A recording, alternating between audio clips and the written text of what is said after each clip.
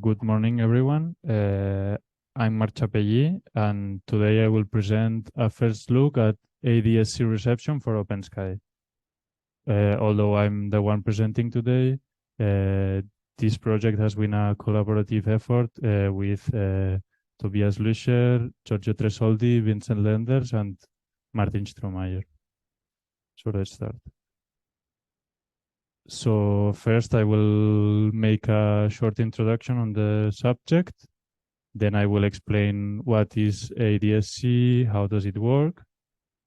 Then I will continue explaining the receiver setup for ADSC. After I will present a little bit the data that we have been collecting. Then I will talk a little bit about the future work that will be done in this matter and how does it stand now, and to finish the conclusions that we have obtained.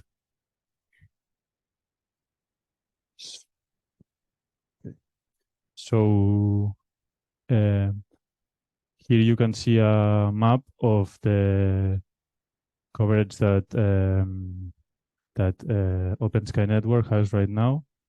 As you can see, there are only certain areas covered, such as Europe, USA, and some parts of Asia, Australia, Africa, and South America. OpenSky network has been doing a great job, has been collecting air data for over a decade now. And from the initial ADSB collection, it has also added Mode S, FLARM, and VHF data. But as you can clearly see, there are large parts of the world that are not covered, such as oceans or, as said, Africa, large parts of Asia, and South America. So here is when ADSC comes in. ADSC stands for Automatic Dependent Surveillance Contract. Automatic because it doesn't depend of the action of the flight crew. Dependent because it relies on data sent. Surveillance because it allows the surveillance of an aircraft. And contract because a contract is established between the aircraft and the Air Traffic Service Unit, or ATSU. So usually these ADSC messages can include from aircraft position to altitude, speed, navigational intent, meteorological data, and some more. On top of being used for surveillance, it can also be used for route monitoring. So what is the purpose of ADSC then? The purpose of ADSC is to enable aircraft monitoring in these remote areas, as said, like the oceans, for example. This would allow for a better surveillance, which would cause that lower minimal separation standards are used. This would provide a better use of the airspace. This would also make that we don't rely so much on voice communication, and these half duplex voice channels would be more free and will be free for this urgent correspondence that may be an emergency or something like this. So now we will see more about the messages. As said, ADSC, the C is for contract. So there are three types of contracts.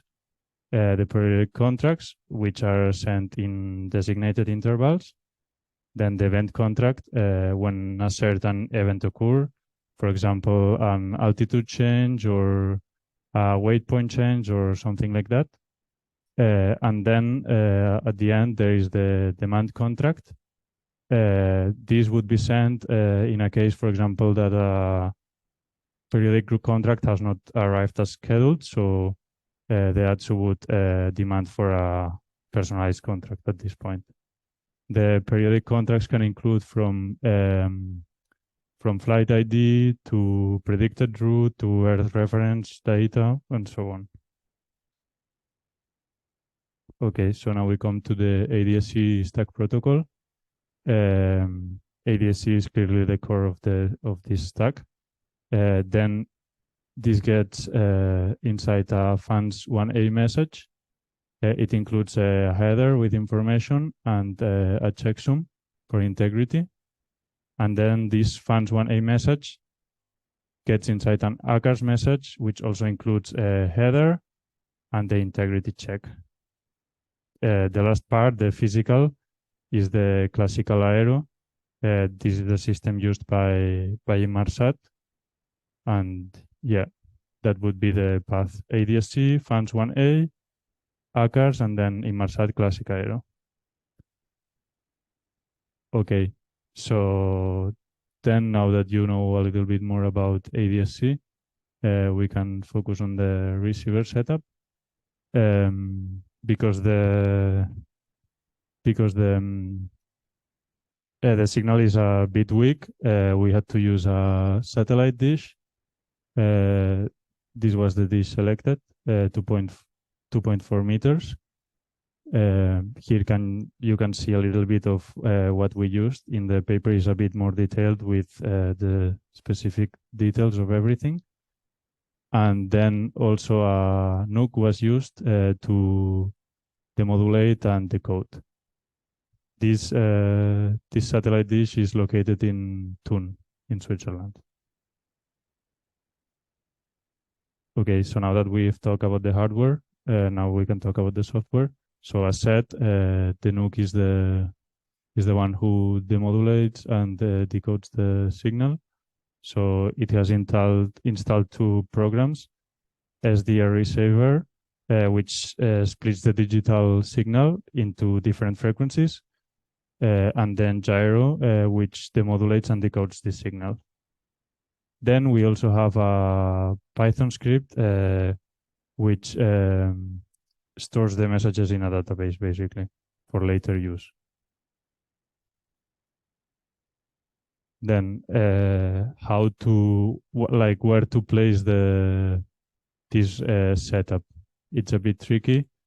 First of all, the first step is quite easy. Select which satellite you're going to use. In our case, as we were located in Central Europe, it was easy, as you can see. We chose AlphaSat, obviously. And then it was also tricky because the 5G signals interfere with our receiver. So we had to find a place where no 5 signals were sent, which is quite difficult right now. And also you need a clear horizon view for that. So no mountains or stuff like that. And then I would say more difficult part was to find the exact frequencies in which these messages are sent, because they keep changing and there's no much information about that. So it's a bit like try and error all the time. So, but luckily we managed to find some. Okay, so now I'm gonna talk about the data that we have been collecting. The data has been collected from the 7th of July of this year till the 20th of October, so 106 days. All the data set is based on the AlphaSat satellite. And in total, we have acquired 227,000 messages. Here you can see a graph of the messages that have been collected every day. There are some outages, mainly because of technical problems or misconfigurations when we were trying to change some details to make it better, and we were out of messages, so it was worse. But yeah, I think we received 83 days out of the 106. You can also see that at the beginning, the message count was much smaller. It was because we were only using one channel, and after that we used 2, so we nearly doubled the messages acquired every day. Here you can see an hourly analysis.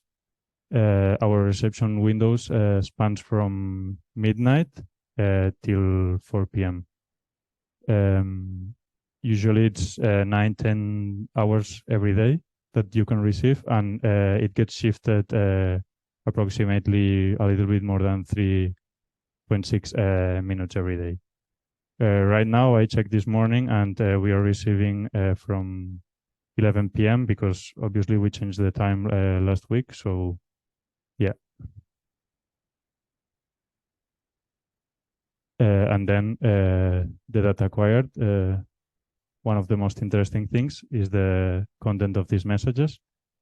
Nearly 86% of these messages contain a basic report, which contains positional data and that.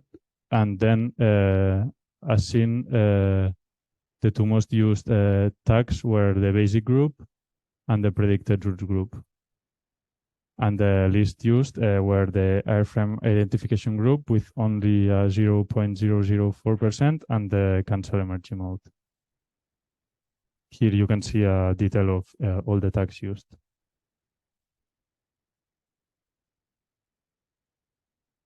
Then the main goal of the project was to cover the areas where ADSB was not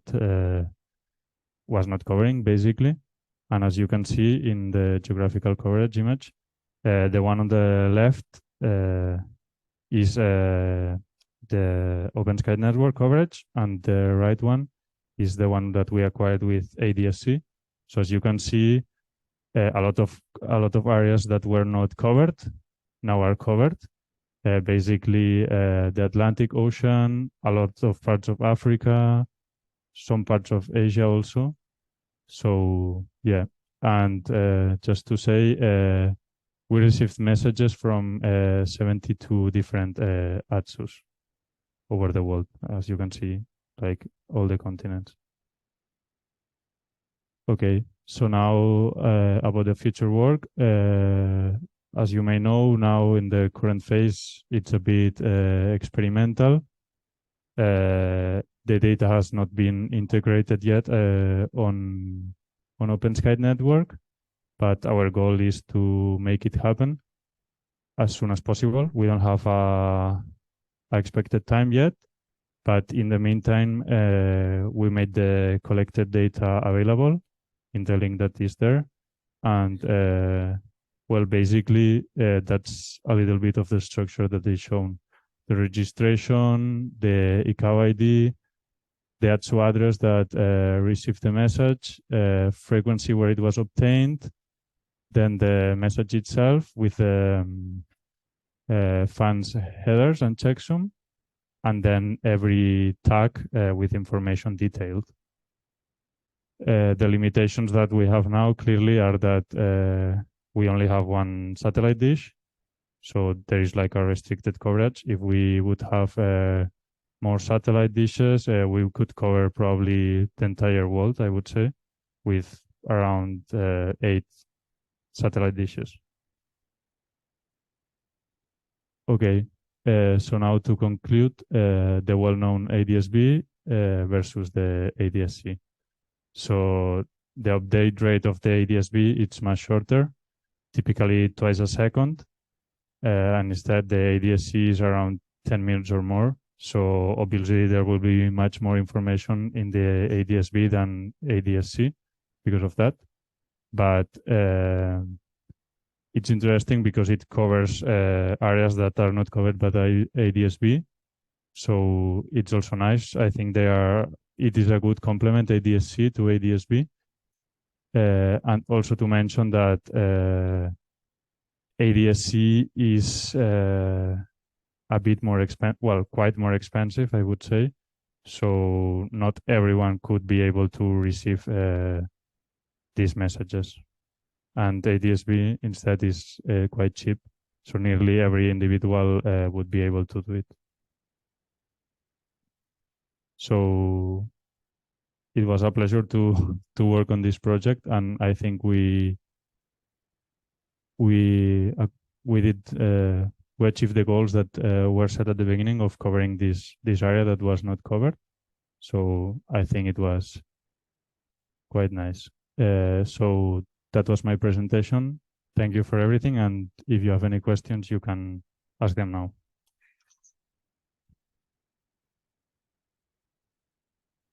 Thank you, Mark, for the nice presentation. Any question from the audience?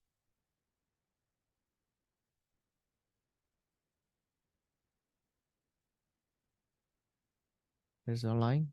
Can you enable from your thing? Okay. Matthias, please go ahead.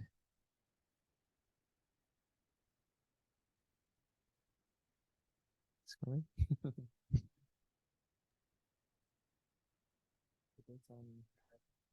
Okay. Matthias, can you unmute yourself? Can you hear me now? I Hello? cannot hear you.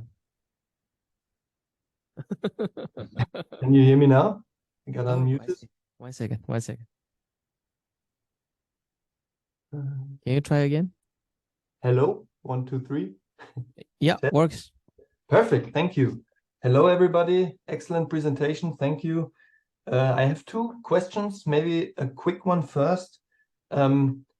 Is the identifier that they use in ADSC, is that the same that they use in ADSB? So is it the ICAO24-bit address? I saw one in your screenshot on slide 15 that looked quite similar, or looked like a ICAO24-bit address.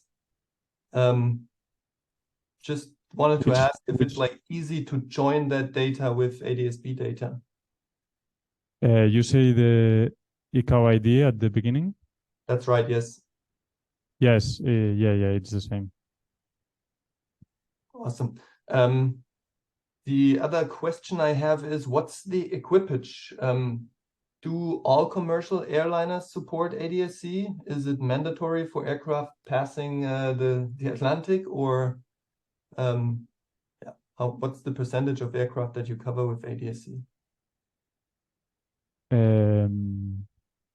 I'm not totally sure, but not all aircraft have ADSC. But I think most large commercial aircrafts that go over the Atlantic, they should have it. I would say nearly 90%, 80% at least. Awesome. And since I now see that the registration seems also to be part of the messages, this could be a great source for building a database that maps registrations on ICAO IDs, because I know there are a lot of databases online, but they are always kind of noisy. Not all states publish registration ICAO transponder address mappings and so on. So this would be a great source if it's reliable. Just a side note. Yeah. It would be nice because the other day I was checking some of the registrations and ICAO IDs, and they were not correlated, or there was some missing information. So yeah, I guess it would be nice. Exactly. It would be a quick win if you have the data anyway, and apparently you published it, so it's probably quite easy to extract a mapping from the data. Yeah, you can check on the link and awesome. And extract yourself. My last question is a more technical one. You mentioned that initially you only covered one channel, now you cover 2 channels.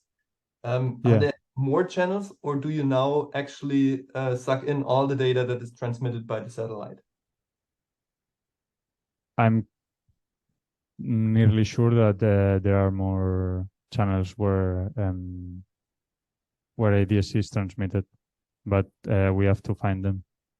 Okay. We have tried some and they are not working, so yeah.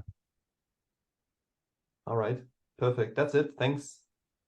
Thank you very much, Matthias. Yeah, just to follow on the channel question from Matthias. Yes. Right now you're using the RTL SDR, right? Yes. So if we are changing it to a more like better radio, like software-defined radio, then you'd be able to listen to different channels at the same time, right? Yes. Yeah. So then you can monitor all the channels, and then regardless where they're gonna transmit. Yeah, would be possible, I think. Yeah. Okay. Good. Any other questions? Amy. So I think might be a stupid question, but there are no stupid questions. So you mentioned that you got all the data from a single satellite, Yes. but you had 70 something other stations. Can you explain what the difference is there? Yeah, I will put the picture. Okay. So yeah, the aircrafts are communicating with the ATSUS on the Earth. So, but these messages are sent first to a satellite, to the AlphaSat satellite that I said before. Let's see if yeah, to the AlphaSat satellite, and from there they are sent back to the ATSUS. So Okay. that's the And you intercept them in the Exactly. meantime. Okay, perfect. Exactly. And then I have a second question. You said you needed to adapt the frequency. Was this then a manual process that you took during these 106 days? Every so often you would check the frequencies, or could you already automate this? No, we have to check them manually. Okay. My colleague Tobias, he found two, and we were using only one. Then we were using two, and we will try to find more if possible. But yeah, it's a manual process. Okay, but you said that they also change over time, correct? They could change over. They haven't changed yet, but they could change over time. Okay, and you see no way to automate this in the future in any way? Not now, Okay. at least. Yeah. Thank you. Thank you so much. Thank you. Can you do a program, then you check if there's no data coming, you try the other Yeah. could also be something. Well, yeah, maybe yes. I'm not an expert in that, Okay. so Yeah. No worries. Any other questions? Oh, yeah. So then Arlen and Edna. Thanks for a really nice presentation. So ADSB is okay to intercept because it's broadcasted, but contract doesn't sound like broadcasting. So have you looked into the legal implications of intercepting ADSC? no, I haven't looked, but I think it's legal. Okay, yeah, thanks. It was kind of I hope it's legal. Well, maybe Martin can answer that. No? Yeah. 1 second. 1 second. Yeah. We count on your words. Yeah. Something. We obviously had these discussions also on VHF data before and everything, but yeah, it depends on the country. We know in the UK, for example, it may not be legal, but that can be true for a lot of aviation data. Whether that's a good thing or not, I mean, that's entirely other debate, right? I think Ala has another question. Thank you for your presentation. I have two questions actually. The first one, do the data are encrypted, or there's any encryption or decryption behind the communication, or it's like a plain text like ADSB? This is the first one. And this, yeah. No, it's not encrypted. Not encrypted. No. And the second question, if I got in a correct way, so aircraft broadcasting their messages to the satellite, and then the dish in the ground receive these from the satellites, right? Yeah, exactly. So do this the satellite dish receive also which satellites do receive these messages from this aircraft? The ID for the satellites as well? Again, can you ask again? Like, assumes there's an aircraft A, broadcasted its location at time 1 and this message received by 3-4 satellites, and then they will forward this satellite to the dish that you have. So the information that you got in your dish does have also the IDs for the satellite who do receive this message?